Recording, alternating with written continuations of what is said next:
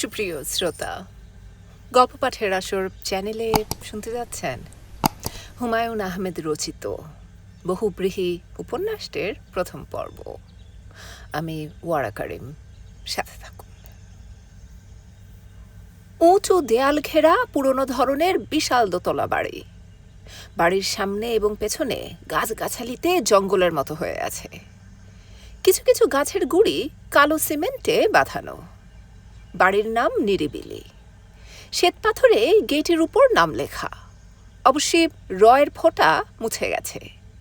পাড়ার কোনো দুষ্ট ছেলে হারিয়ে যাওয়া ফোঁটাটা বসিয়ে দিয়েছে বয়ের ওপর। এখন বাড়ির নাম নিবিড়িলি। সাধারণত যেসব বাড়ির নাম নিরিবিলি হয় সেসব বাড়িতে সারাক্ষণই হইচই হতে থাকে। এই মুহূর্তে বাড়িতে অবশ্যই কোনো হইচই হচ্ছে না।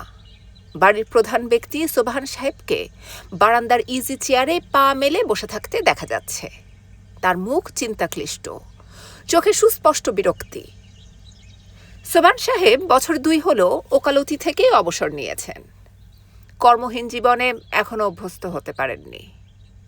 দিনের শুরুতেই তার মনে হয় সারাটা দিন কিছুই করার নেই। তার মেজাজ সেই কারণে ভোরবেলায় খুবই খারাপ থাকে।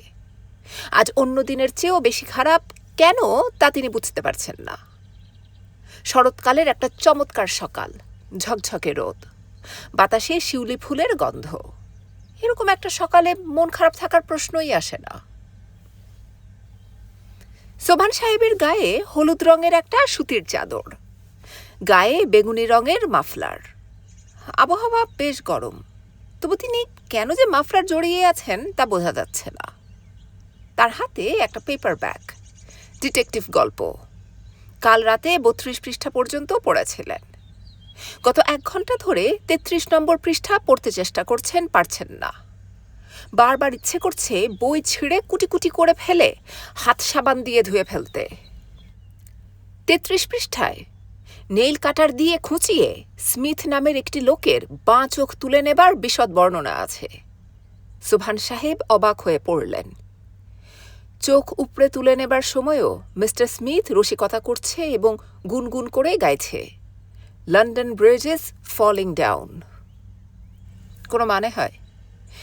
যে লেখক এই বইটি লিখেছে, সোবহান সাহেবের ইচ্ছে করছে তার বাঁ চোখটা নেইল কাটার দিয়ে তুলে ফেলতে। সোবহান সাহেবের ছোট মেয়ে মিলি চায়ের কাপ নিয়ে বারান্দায় ঢুকল। বাবার সামনের গোল টেবিলে কাপ নামিয়ে রাখতে রাখতে হাসি মুখে বলল, বাবা, তোমার চা। সোবহান সাহেব থমথমে গলায় বললেন, কিসের চা? চা পাতায় তৈরি চা। আবার কিসের? এখন কেন? তুমি সকাল 8টায় 1 কাপ চা খাও, এই জন্যে এখন। সকাল 8টা কিছুক্ষণ আগে বাজলো। সোবহান সাহেব থমথমে গলায় বললেন, পিরিচে চা পড়ে আছে কেন? চা থাকবে চায়ের কাপে। তাই আছে বাবা, পিরিচে 1 ফোঁটা চা নেই। তুমি ভালো করে তাকিয়ে দেখো। তিনি চায়ের কাপ হাতে নিলেন। মনে মনে ঠিক করলেন, চা অতিরিক্ত মিষ্টি হলে বা মিষ্টি কম হলে মেয়েকে প্রচণ্ড ধমক দেবেন। কাউকে ধমকাতে ইচ্ছা করছে। তিনি অত্যন্ত মনমরা হয়ে লক্ষ্য করলেন, চায়ে চিনি ঠিকই আছে। চা আনতে আনতে ঠান্ডাও হয়নি। যতটুকু গরম থাকার কথা ততটুকুই আছে, বেশিও না কমও না। মিলি বলল, সব ঠিক আছে বাবা। তিনি জবাব দিলেন না। মিলি হালকা গলায় বলল, ভোরবেলায় তোমার জন্য চা আনতে যা ভয় লাগে, একটা না একটা খুঁত ধরে বিশ্রী করে বকা দাও। বাবা, তোমার পাশে খানিকক্ষণ বসবো? সোবহান সাহেব এই প্রশ্নেরও জবাব দিলেন না। মিলি গোল টেবিলের এক কোণায় বসল। তার বয়স 21। 21 বছরের একটা আলাদা সৌন্দর্য আছে। সেই সৌন্দর্যে সে ঝলমল করছে। তার পরনে কমলা রঙের শাড়ি। শরৎকালের ভোরের সঙ্গে এই শাড়িটি চমৎকার মানিয়ে গেছে। মিলি হাসি মুখে বলল, এই গরমে গলায় মাফলার জড়িয়ে আছো কেন বাবা? দাও, খুলে দেই। সোবহান সাহেব গম্ভীর গলায় বললেন, খোলার প্রয়োজন মনে করলে নিজেই খুলতাম। মাফলার খোলা খুব জটিল কোনো বিষয় নয় যে দ্বিতীয় ব্যক্তির সাহায্য লাগবে। মিলি হেসে ফেলল, হেসেই চট করে মুখ ঘুরিয়ে নিল। বাবা তার হাসি দেখতে পেলে রেগে যেতে পারেন। মিলি মুখের হাসি মুছে বাবার দিকে তাকালো। হাসি অবশ্যই পুরোপুরি গেল না, তার চোখে ঝিলমিল করতে লাগলো। বাবা, রোজ ভোরে তুমি একটা ঝগড়া বাঁধাতে চাও কেন বলো তো? ভোরবেলা আমি তোমার ভয়ে অস্থির হয়ে থাকি। এই বলে মিলি আবার হেসে ফেলল। এখন তার হাসি দেখে মনে হলো না বাবার ভয়ে সে অস্থির। সোবান সাহেব কিছুই বললেন না, বই খুললেন। ৩৩ পৃষ্ঠাটা পড়ার একটা শেষ চেষ্টা করা যাক। মিলি বলল, তুমি মার্ডার ইন দ্য ডার্ক পড়ছ? অসাধারণ একটা বই, তাই না বাবা? সোবহান সাহেব বিস্মিত হয়ে বললেন, অসাধারণ?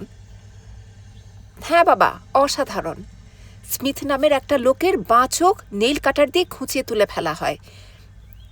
এটা অসাধারণ। লোকটার সাহস তুমি দেখবে না? লোকটা তখন গান গাইতে থাকে, London bridge is falling down. তারপর কি হয় জানো? এই অবস্থায় সে কক করে একটা লাথি বসায় মার্ডারারটার পেটে। মার্ডারার এক মুহূর্তের জন্যে অন্যমনস্ক হতেই সে উপড়ে তোলা চোখটা ছিনিয়ে ৩ তলার জানালা দিয়ে নিচে লাফ দেয়। তার চোখ দিয়ে গলগল করে রক্ত পড়ছে, তীব্র ব্যথায় সে দিশাহারা। তবু সে ছুটে যায় একটা হাসপাতালে। ডাক্তারকে হাসি মুখে বলে, ডাক্তার সাহেব, আপনি কি এই চোখটা জায়গা মতো বসিয়ে দিতে পারেন? যদি পারেন তাহলে আপনাকে এই লন্ডন শহরের সবচেয়ে বড় গোলাপটি উপহার দেব। সৌভাগ্যক্রমে সেই হাসপাতালে তখন ছিলেন ইউরোপের সবচেয়ে বড় আই সার্জন ডক্টর এইসিল নায়ার। তিনি। সোবহান সাহেব থমথমে গলায় বললেন, সে লোকটার চোখ লাগিয়ে দিল? হ্যাঁ, অপটিক নার্ভগুলি জোড়া লাগিয়ে দিল। এই কুৎসিত বইটাকে তুই বলছিস অসাধারণ? বিশ্ববিদ্যালয়ের একজন ছাত্রী যে ইকোনমিক্সে অনার্স পড়ছে, সে এই বইকে বলছে অসাধারণ। ইকোনমিক্সে অনার্স পড়লে থ্রিলার পড়া যাবে না? সোবহান সাহেব গম্ভীর গলায় বললেন, বইটা আমার সামনে ছিঁড়ে কুটি কুটি কর। কি বললে বাবা? বইটা কুটি কুটি করে ছেড়ে ফেল, আমি দেখি। মিলি আতকে উঠে বলল, এই বই আমার না বাবা, আমার এক বান্ধবীর বই। আমি 1 সপ্তাহের জন্য ধার এনেছি। বই যারই হোক নষ্ট করা দরকার, সমাজের মঙ্গলের জন্যেই দরকার।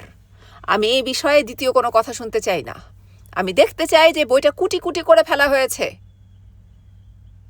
আমার বই তো না বাবা, আমার বই হলে একটা কথা ছিল। বললাম তো, এই বিষয়ে আমি আর কোনো আর্গুমেন্ট শুনতে চাই না। ডেস্ট্রয়। মিলি বেশ কিছুক্ষণ হতভম্ব ভঙ্গিতে বাবার দিকে তাকিয়ে রইল। কেঁদে ফেলার চেষ্টা করল, কাঁদতে পারল না। কেঁদে ফেলতে পারলে বইটা রক্ষা করা যেত। সোবহান সাহেব বললেন, কি ব্যাপার, বসে আছিস যে? কি বলছি কানে যাচ্ছে না?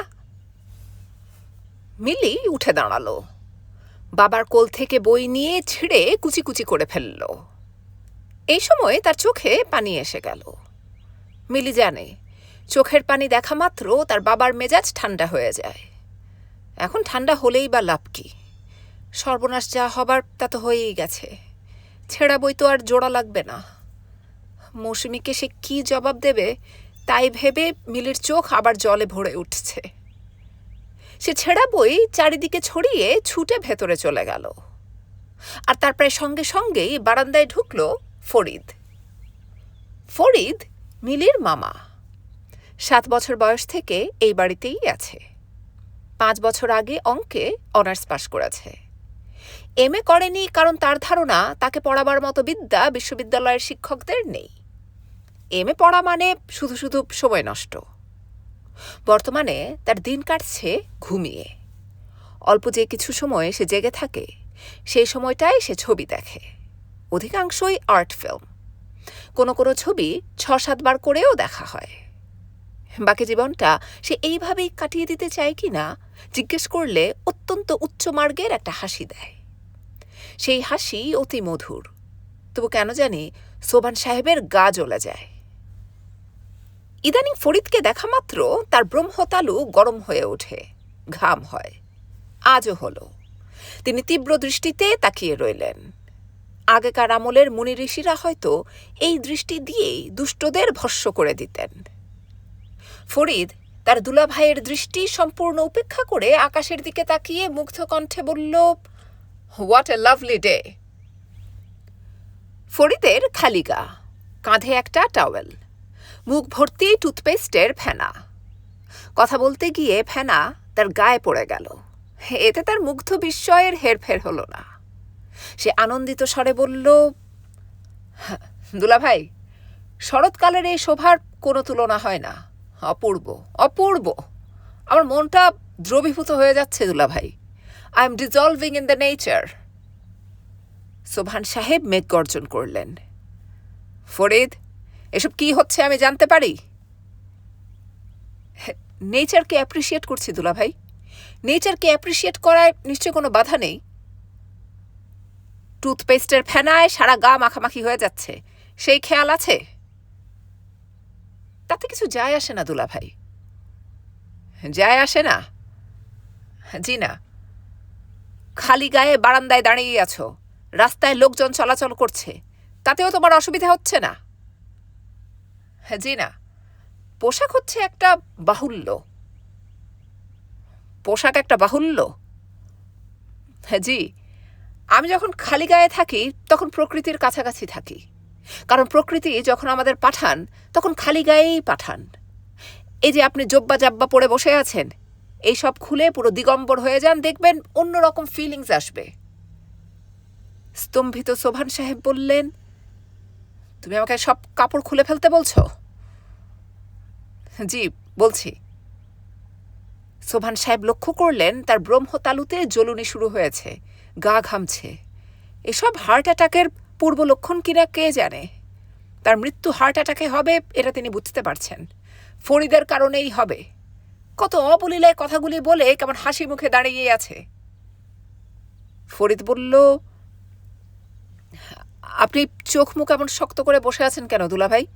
আনন্দ করুন। আনন্দ করব? হ্যাঁ, করবেন। জীবনের মূল জিনিসই হচ্ছে আনন্দ। এমন চমৎকার একটা সকাল। আচ্ছা দুলাভাই, রবি ঠাকুরের ওই গানটার কথাগুলি আপনার মনে আছে? আজি এ শারদ প্রভাতে, মনে আছে? সোবহান সাহেব বললেন, তুমি দয়া করে আমার সামনে আসবে না। ফরিদ বিস্মিত হয়ে বলল, কেন দুলাভাই? আবার কথা বলে? যা বলছি আমার সামনে থেকে। বহিষ্কার, বহিষ্কার। কি যন্ত্রণা! আবার সাধু ভাষা ধরলেন কেন? বহিষ্কার আবার কি? বলুন, বেরিয়ে যাও। মুখের ভাষাকে আমাদের সহজ করতে হবে। দুলাভাই, তৎসম শব্দ যত কম ব্যবহার করা যায় ততই ভালো। যা বলছি আমার সামনে থেকে, যা বলছি।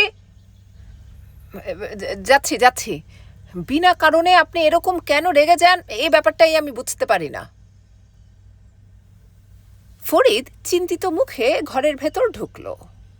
সোবহান সাহেবের স্ত্রী তার কিছুক্ষণ পর বারান্দায় এসে বললেন, তুমি কি মিলিকে কিছু বলেছ?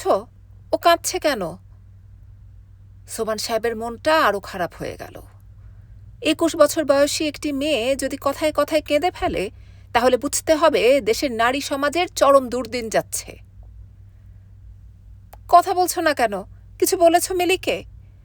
মেয়ে বড় হয়েছে, এখন যদি রাগারাগি করো। সোবহান সাহেব শীতল গলায় বললেন, মিনু, তোমাকে এখন একটা কঠিন কথা বলবো, মন দিয়ে শোনো।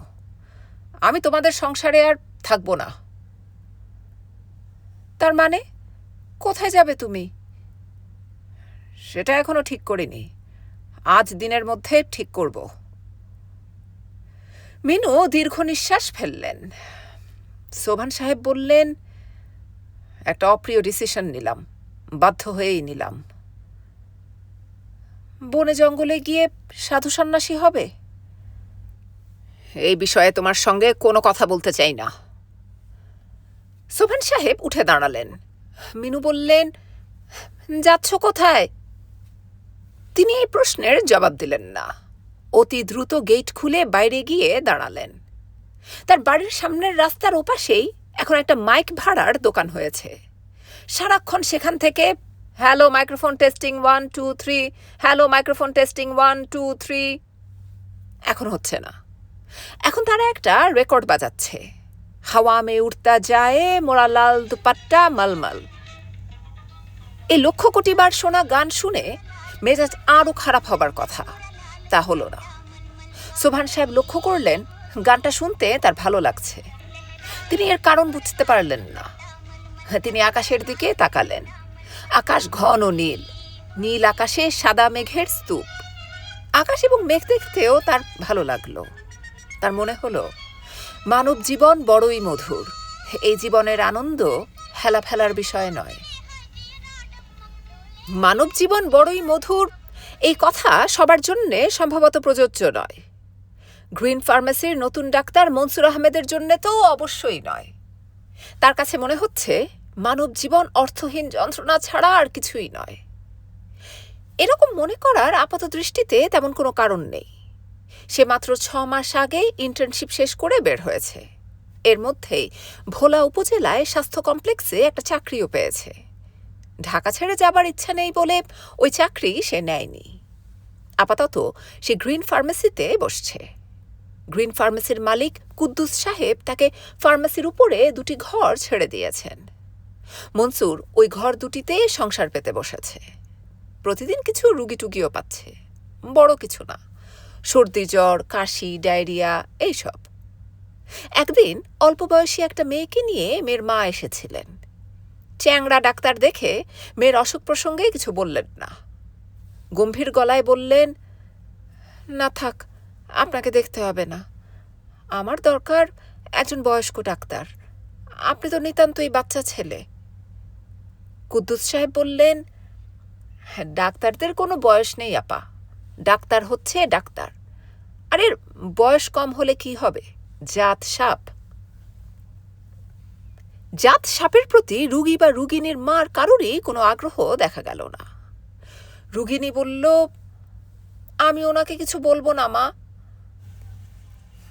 এরকম 2-1টা কেস বাদ দিলে রুগী যে খুব খারাপ হচ্ছে তাও না। ভিজিটের টাকা চাইতে মনসুরের লজ্জা করে। ওই দায়িত্ব কুদ্দুস সাহেব খুব ভালোভাবেই পালন করছেন। 10 টাকা কি দিচ্ছেন ভাই? উনার ভিজিট 20 টাকা। বয়স কম বলে অশ্রদ্ধা করবেন না, গোল্ড মেডেলিস্ট। মনসুর বিব্রত গলায় বলেছে, কুদ্দুস ভাই, সবসময় গোল্ড মেডেলের কথা কেন বলেন? কোনো মেডেল ফেডেল তো আমি পাইনি। কুদ্দুস সাহেব নির্বিকার ভঙ্গিতে বলেছেন, পাওয়ার দরকার নেই, মানুষের মুখেই জয়, মানুষের মুখেই ক্ষয়। মুখে মুখে মেডেলের কথাটা রটে যাক, সুটকেস খুলে কেউ তো আর মেডেল দেখতে আসবে না। এইসব মিথ্যা কথা বলে লাভ কি? নাম ফাটবে রে ভাই, নাম ফাটবে। তোমার নাম ফাটা মানে ফার্মেসির উন্নতি। ফার্মেসির উপর বেঁচে আছি, ফার্মেসির উন্নতি দেখতে হবে না? কুদ্দুস সাহেবের বয়স 50-এর কাছাকাছি। তিনি সকাল থেকে সন্ধ্যা পর্যন্ত ফার্মেসিতে বসে থাকেন, সারাক্ষণ কথা বলেন। মানুষটাকে মনসুরের বেশ ভালো লাগে। তার বকবকানি এবং উপদেশ শুনতেও মনসুরের খারাপ লাগে না।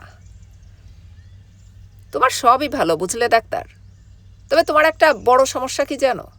তোমার কোনো উচ্চাশা নেই। সেটা সমস্যা হবে কেন?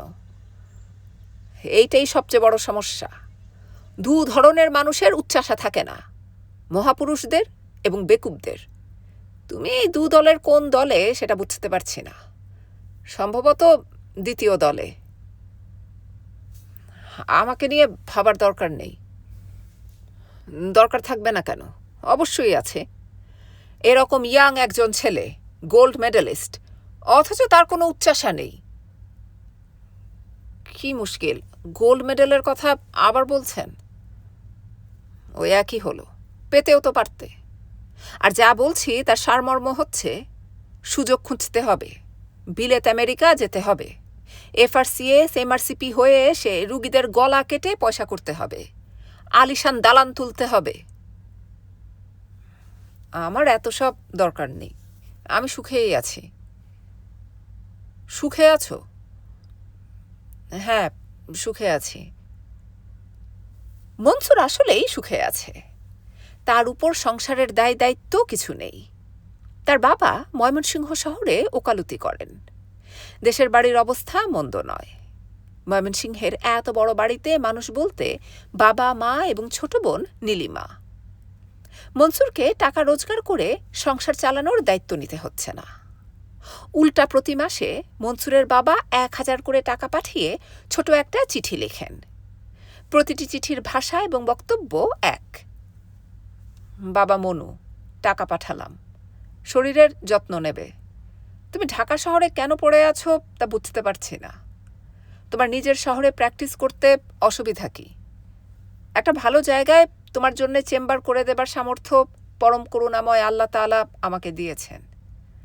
পত্রপাঠ মনস্থির করে আমাকে জানাবে। ইতি তোমার আব্বা। পুনশ্চ 1। আরও টাকার দরকার হলে লিখবে। এ নিয়ে সংকোচ করবে না। টাকা পয়সা তোমাদের জন্যেই। পুনশ্চ 2। তোমার মার ইচ্ছা তোমার একটি বিবাহ দেন। ব্যাপারটা ভেবে দেখো। তোমার এখন 25 চলছে। আমি 24 বছর বয়সে তোমার মাকে বিবাহ করি। বিবাহের জন্যে এটাই উপযুক্ত বয়স। পুনশ্চ 3। তোমার নিজের কোনো পছন্দ থাকলে আমাদের কোনোই আপত্তি নাই। এটা তোমাকে বলে রাখলাম। বাবার চিঠির সঙ্গে মার চিঠি থাকে। সেই চিঠিতে নানান অবান্তর কথার সঙ্গে একটি মেয়ের কথা থাকে। পুরো চিঠি জুড়ে থাকে সেই মেয়ের রূপ এবং গুণের বর্ণনা, এবং সেই রূপবতী ও গুণবতীর কয়েকটি রঙিন ছবি। গত সপ্তাহের চিঠিতে যে মেয়ের কথা ছিল তার নাম রূপা। মনসুরের মা লিখেছেন, বাবা মনু, এই মেয়েটির দিকে একবার তাকাইলে চোখ ফিরাইতে ইচ্ছা করে না। বড়ই রূপবতী মেয়ে, আচার ব্যবহারেও চমৎকার। এই সবই হয়েছে বংশের গুণে। মেয়ের মাতুল বংশ খুবই উচ্চ। নান্দাইল রোডের সর্দার পরিবার, এক ডাকে সবাই চিনে। মেয়ে মমিনুন্নেসা কলেজে বিএ ফার্স্ট ইয়ারে পড়ে। ম্যাট্রিকে ফার্স্ট ডিভিশন এবং জেনারেল অঙ্কে লেটার পেয়েছিল। অসুখ নিয়ে ইন্টারমিডিয়েট পরীক্ষা দেয়ায় ফল বেশি ভালো হয় নাই। মেয়ে খুব ভালো গান গায়। কলেজের সব ফাংশনে নজরুল গীতি গায় এবং খুব প্রশংসা পায়। মেয়ের 3টি ছবি পাঠালাম। তোমার পছন্দ হলে আরও কথাবার্তা বলবো। চিঠির সঙ্গে খুব সেজে গুজে তোলা 3টা ছবি। একটা ছবিতে সে টেলিফোন তুলে কার সঙ্গে কথা বলছে। একটায় অবাক বিস্ময়ে পৃথিবীর দিকে, অর্থাৎ ক্যামেরার লেন্সের দিকে তাকিয়ে আছে। অন্য ছবিটা ফুলের বাগানে তোলা। আউট অফ ফোকাস হওয়ায় মেয়েটাকে পরিষ্কার দেখা যাচ্ছে না। ফুলগুলি বড় সুন্দর এসেছে। এইসব চিঠি এবং চিঠির সঙ্গে ছবি পেতে মনসুরের মন্দ লাগে না, ভালোই লাগে। কোনো এক লজ্জাবনত তরুণীর সঙ্গে তার বিয়ে হচ্ছে, এই কল্পনাও তার কাছে মধুর বলে মনে হয়। গ্রিন ফার্মেসির জীবন এবং তার সঙ্গে মধুর কিছু কল্পনায় তার সময় ভালোই কাটছিল। একটা মেয়ে হঠাৎ করে এসে সব এলোমেলো করে দিল। ওই মেয়েটার কারণে কদিন ধরেই মনসুরের মনে হচ্ছে মানব জীবন একটা যন্ত্রণা বিশেষ। তার রাত্রে ভালো ঘুম হচ্ছে না, হজমের অসুবিধা হচ্ছে। ঘটনাটা এরকম। গত বুধবার খুব মেঘলা ছিল। দুপুরে টিপ টিপ করে বৃষ্টি শুরু হলো। কুদ্দুস সাহেব ভাত খেতে গেছেন। দোকানের এক কর্মচারী মজনু বলল, স্যার আপনি একটু বসেন, আমি লন্ড্রি থেকে কাপড় নিয়ে আসি। মনসুর বলল, যাও আমি আছি। মজনু চলে যাবার সঙ্গে সঙ্গেই একটি মেয়ে এসে ঢুকল। পরনে সাধারণ নীল রঙের একটা শাড়ি, মাথার চুল খোপা করা। খোপা ভালো করে করা হয়নি, চুল এলোমেলো হয়ে আছে। মেয়েটির দিকে তাকিয়েই মনসুরের কেমন যেন লাগতে লাগলো। এমন সুন্দর মানুষ এই পৃথিবীতে আছে? ছেলেবেলার রূপকথার বইয়ে যেসব বন্দিনী রাজকন্যার ছবি থাকে, এই মেয়ে তার চেয়েও লক্ষ গুণ সুন্দর। কেমন মায়া মায়া চোখ, সমস্ত চেহারায় কি অদ্ভুত একটা স্নিগ্ধ ভাব। মেয়েটা এত সুন্দর যে তার দিকে তাকাতে পর্যন্ত মনসুরের কষ্ট হচ্ছে। মেয়েটা নরম স্বরে বলল, আপনাদের কাছে স্যাভলন বা ডেটল জাতীয় কিছু আছে? মনসুর কাঁপা কাঁপা গলায় বলল, জি জি আছে। মাঝারি সাইজের একটা ফাইল দিন। এক্ষুনি দিচ্ছি, আপনি বসুন, ওই চেয়ারটায় বসুন। মেয়েটি বিস্মিত গলায় বলল, বসতে হবে কেন? জিনিসটা দিন, চলে যাই। দাম কত? মনসুর কাঁপা কাঁপা গলায় বলল, দাম লাগবে না। মেয়েটি আরও অবাক হয়ে বলল, দাম লাগবে না কেন? না মানে কোম্পানি থেকে আমরা অনেক স্যাম্পল ফাইল পাই, তো এটা হচ্ছে একটা স্যাম্পল ফাইল। মেয়েটি বিরক্ত গলায় বলল, স্যাম্পল ফাইল আমাকে দেবার দরকার নেই, অন্য কাউকে দেবেন। দাম কত বলুন। দাম তো আমি জানি না। দাম জানেন না মানে? আমাদের কর্মচারী লন্ড্রিতে গেছে, ও সব জানে, এক্ষুনি এসে পড়বে। আপনি তাহলে কে? আমি ডাক্তার, মানে এই ফার্মেসিতে বসি, সকাল বিকাল দুবেলাই থাকি। আপনি ওই চেয়ারটায় বসুন। বসতে পারবো না, আমার তাড়া আছে। আমার মা বটিতে হাত কেটে ফেলেছেন, হাতে ডেটল দিতে হবে। মনসুর অসম্ভব ব্যস্ত হয়ে বলল, চলুন যাই, ড্রেস করিয়ে দিয়ে আসি। কাঁটা ছেঁড়া ছোট হলেও একে অবহেলা করা ঠিক না, সেপটিক হয়ে যেতে পারে। মেয়েটি খুবই অবাক হলো, কেমন যেন অদ্ভুত চোখে তাকাতে লাগলো। শান্ত গলায় বলল, মার হাতের কাটা তেমন কিছু না। মজনু এই সময় ফিরে এলো। মেয়েটা টাকা দিয়ে স্যাভলনের শিশি নিয়ে চলে গেল। মনসুরের সারাটা দিন আর কোনো কাজে মন বসল না। আশ্চর্যের ব্যাপার, সেই রাতে সে ঘুমোতে পারল না। একটা মেয়েকে একবার দেখে কারোর এমন হয়? দ্বিতীয় দিনে মেয়েটির সঙ্গে আবার দেখা। বই খাতা নিয়ে কোথায় যেন যাচ্ছিল। ভাগ্যিস ঠিক সেই সময়ে মনসুর বের হয়েছিল সিগারেট কিনতে। মনসুর জীবনে যা কোনোদিন করেনি তাই করল। এগিয়ে গিয়ে জিজ্ঞেস করল, আপনার মা ভালো আছেন? মেয়েটি বিস্মিত হয়ে বলল, আমাকে বলছেন? মনসুর থতমত খেয়ে বলল, জি। আপনাকে তো আমি চিনতে পারছি না। আমি গ্রিন ফার্মেসিতে বসি, ডাক্তার। আপনি এক বোতল স্যাভলন কিনে নিয়ে গেলেন, আপনার মার হাত কেটে গিয়েছিল। ও আচ্ছা, মনে পড়েছে। মা ভালো আছেন, আমি এখন যাই, কেমন? মেয়েটি তাকে চিনতে পারল না, এই দুঃখে দ্বিতীয় রাতেও মনসুরের ঘুম এলো না। দুটা সিডাকচিন খেয়েও সে সারা রাত জেগে কাটালো। মেয়েটির সম্পর্কে যাবতীয় তথ্য সে এখন জানে। তার নাম মিলি, ভালো নাম ইয়াসমিন। ইকোনমিক্সে অনার্স পড়ে, সেকেন্ড ইয়ার। যে বাড়িতে থাকে সেই বাড়ির নাম নিরিবিলি। বাড়ির গেইটে একটা সাইনবোর্ড ঝুলে, সেখানে লেখা, কুকুর হইতে সাবধান। যদিও সে বাড়িতে কুকুর নেই। মেয়েটি বিকেলে বাড়ির ছাদে একা হাঁটাহাঁটি করে। সে ইউনিভার্সিটিতে যায় সকাল 8টায়। রাস্তার মোড় পর্যন্ত হেঁটে যায়, তারপর রিক্সা নেয়। রিক্সার হুড তুলে না, সব সময় শাড়ি পরে। মেয়েটার নিশ্চয়ই অনেক শাড়ি। এখন পর্যন্ত এক শাড়ি দুবার পরতে দেখেনি মনসুর। মেয়েটি ফ্ল্যাট স্যান্ডেল পরে। অবশ্যই বেশ লম্বা, হিল পরবার তার প্রয়োজন নেই। মেয়েটি তাকে চিনতে পারে কিনা এটা পরীক্ষা করবার জন্যে আজ সকালে সে মেয়েটার ইউনিভার্সিটিতে যাবার সময় সামনাসামনি পড়ে গেল। মেয়েটি চোখ তুলে তাকে দেখল। মনসুর কাঁপা গলায় বলল, ভালো আছেন? মেয়েটি অবাক হয়ে বলল, আমাকে বলছেন? মেয়েটির চোখে অপরিচিতের দৃষ্টি। লজ্জায় এবং দুঃখে মনসুরের চোখে প্রায় পানি এসে গেল। আর তখন মেয়েটি বলল, ও আচ্ছা, আপনি গ্রিন ফার্মেসির ডাক্তার সাহেব। জি, আমি ভালো। মনসুর হড়বড় করে বলল, আপনার মায়ের সে কাটাটা কি সেরেছে? মেয়েটি এই প্রশ্নে কিছুক্ষণ স্থির দৃষ্টিতে তার দিকে তাকিয়ে হেসে ফেলল। তারপর আর কোনো কথা না বলেই রিকশায় উঠে গেল। রাগে এবং লজ্জায় মনসুরের ইচ্ছা করল লাইট পোস্টে নিজের মাথার সজোরে ঠুকে দেয়, কেন সে বোকার মতো তার মার হাত কাটার কথা জিজ্ঞেস করলো? মেয়েটা নিশ্চয়ই তার বোকামি নিয়ে মনে মনে হাসছে। কে জানে, বাড়িতে গিয়ে তার মাকেও হয়তো বলবে। কি লজ্জা, কি লজ্জা। কুদ্দুস সাহেব বললেন, তোমার কি হয়েছে মনসুর, বলো তো? কিছু হয়নি। কিছু হয়নি বললে তো আমি বিশ্বাস করব না। কিছু একটা হয়েছে তো বটেই। রাতে ঘুম হয়? ঘুমের একটু অসুবিধা হচ্ছে। বদ হজমও হচ্ছে, তাই না? জি। মনে হচ্ছে পৃথিবীটা খুব খারাপ জায়গা, ঠিক না? জি।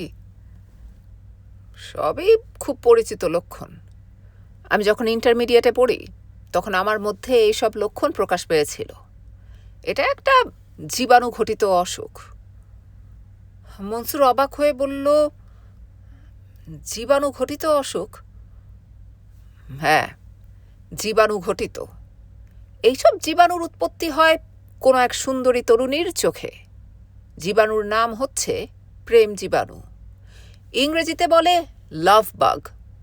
ঠাট্টা করছি না ভাই, ব্যক্তিগত অভিজ্ঞতা থেকে বলছি। জীবাণুর প্রথম আক্রমণে নার্ভাস সিস্টেম উইক হয়ে যায়, তারপর লিভার ক্ষতিগ্রস্ত হয়। কি যে বলেন! সত্যি কথা বলছি রে ভাই, খুবই সত্যি কথা। এখন বলো, মেয়েটা কে? কেউ না। সোভান সাহেবের মেয়ে মিলি না তো? মনসুরের চোখ মুখ লাল হয়ে গেল। কুদ্দুস সাহেব বললেন, আগেই সন্দেহ হয়েছিল, এখন তোমাকে দেখে পুরোপুরি নিশ্চিত হলাম। তোমার অবস্থা তো দেখি কাহিল। মনসুর ক্ষীণ স্বরে বলল, আপনি যা ভাবছেন তা না। আমি কিছুই ভাবছি না।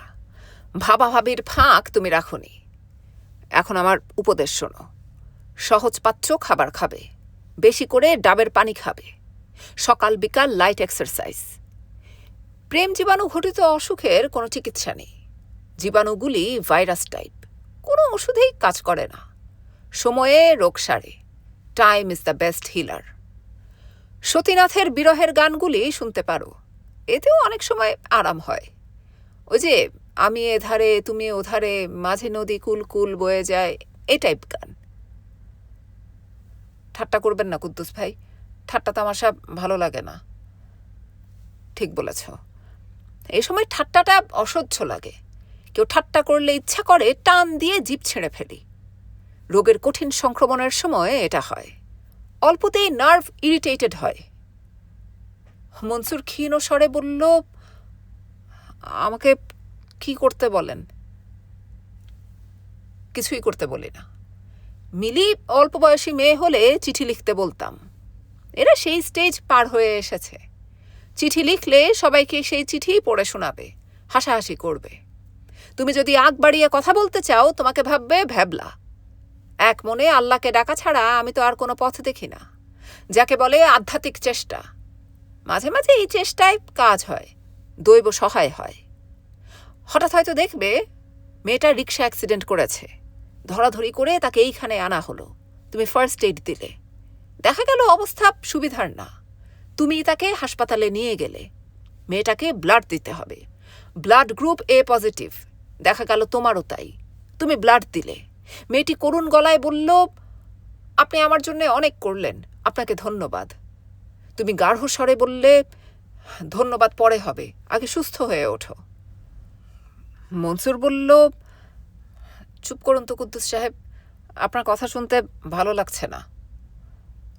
কুদ্দুস সাহেব বললেন, সেটা তোমার মুখ দেখেই বুঝতে পারছি। করব কি বলো, কথা বলা হয়ে গেছে অভ্যাস। তোমার অবস্থা দেখে খারাপও লাগছে। আল্লাহর উপর ভরসা রাখো, তাতে যদি কিছু হয়। কিছু হলো না। প্রেমের ক্ষেত্রে দৈব কখনোই সহায় হয় না, গল্পে সিনেমায় হয়। জীবনটা গল্প সিনেমা নয়।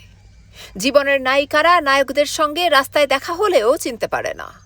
স্যাভলনের শিশি কিনতে একবারই ফার্মেসিতে আসে, দ্বিতীয়বার আসে না। গল্পে উপন্যাসে নায়িকারা ঘন ঘন অসুখে পড়ে। ডাক্তার নায়ক তখন চিকিৎসা করে তাকে সারিয়ে তুলে। বাস্তবের নায়িকাদের কখনো কোনো অসুখ হয় না, আর হলেও অন্য ডাক্তাররা তার চিকিৎসা করেন। অবশ্যই মনসুরের বেলায় দৈব সহায় হলো। শরৎকালের এক সন্ধ্যায় তার ডাক পড়ল নিরিবিলিতে। সোবান সাহেবের প্রেশার মাপতে হবে। তার প্রেশার হাই হয়েছে, মাথা ঘুরছে। ব্লাড প্রেশার নামক ব্যাধিটির উপর কৃতজ্ঞতায় মনসুরের মন ভরে গেল।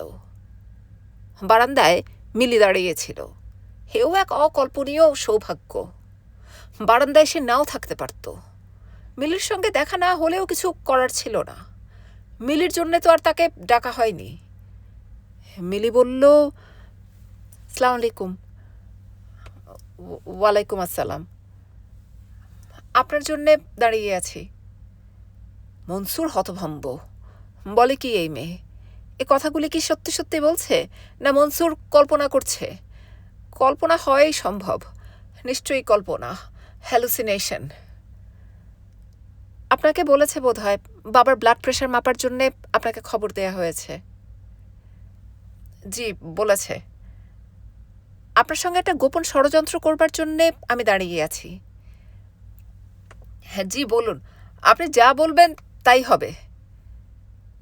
যদি দেখেন বাবার প্রেশার খুব হাই না, তবু বলবেন হাই। বাবার রেস্টের দরকার। ভয় না দেখালে তিনি রেস্ট নেবেন না। আপনি মিথ্যা কথা বলতে পারবেন না? জি না। মিলির দৃষ্টি তীব্র হলো। মনসুর বলল, আমি মিথ্যা বলতে পারি না। মিথ্যা বলতে পারেন না? জি না। ও আচ্ছা, আমার জানা ছিল না। আপনাকে দেখে আর 10টা সাধারণ মানুষের মতোই মনে হয়েছিল, যারা প্রয়োজনে কিছু মিথ্যা টিথ্যাও বলতে পারে। আপনি যে অসাধারণ সেটা বুঝতে পারিনি। আপনি কি রাগ করলেন? কথায় কথায় রাগ করা আমার স্বভাব না। আসুন, দোতলায় যেতে হবে। বাবা দোতলায়। সিঁড়ি ভেঙে দোতলায় ওঠার পর মনসুর নার্ভাস ভঙ্গিতে বলল, একটা ভুল হয়ে গেছে। কি ভুল? প্রেশার মাপার যন্ত্র ফেলে এসেছি। সে কি? প্রেশার মাপার জন্যই তো আপনাকে ডাকা হয়েছে, সেই জিনিসই আপনি ফেলে এসেছেন? আপনি মানুষ হিসেবে শুধু যে অসাধারণ তাই না, মনে হচ্ছে খুব ভুলো মন।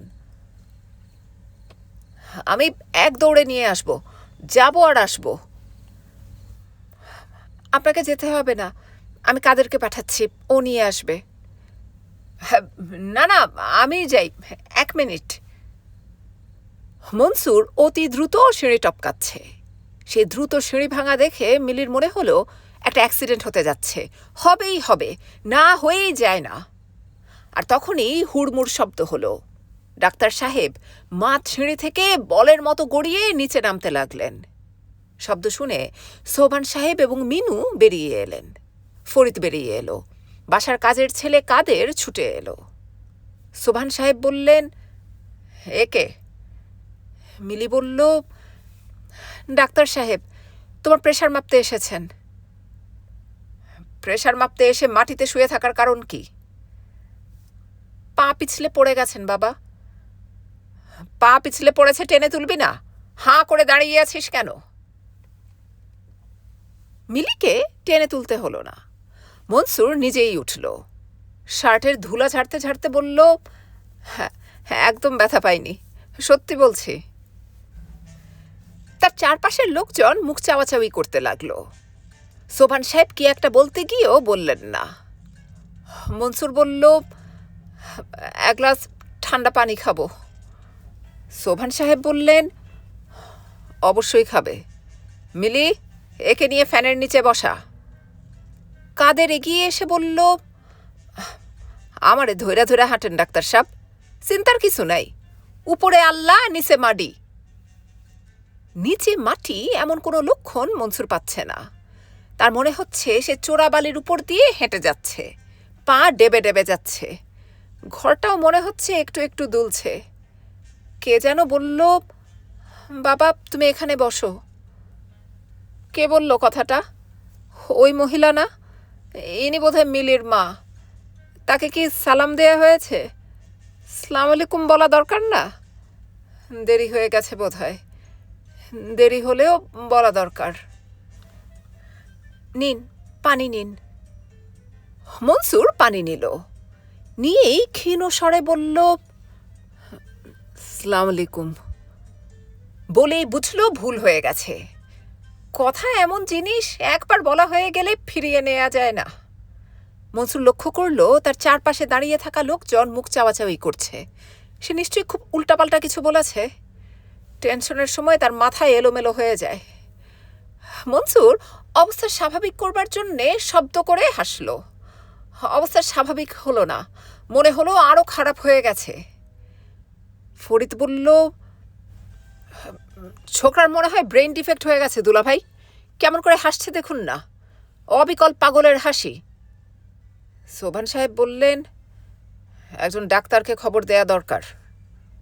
ফরিদ বলল, ডাক্তার কিছু করতে পারবে বলে তো মনে হচ্ছে না দুলাভাই। আমার ধারণা ব্রেন হ্যামারেজ।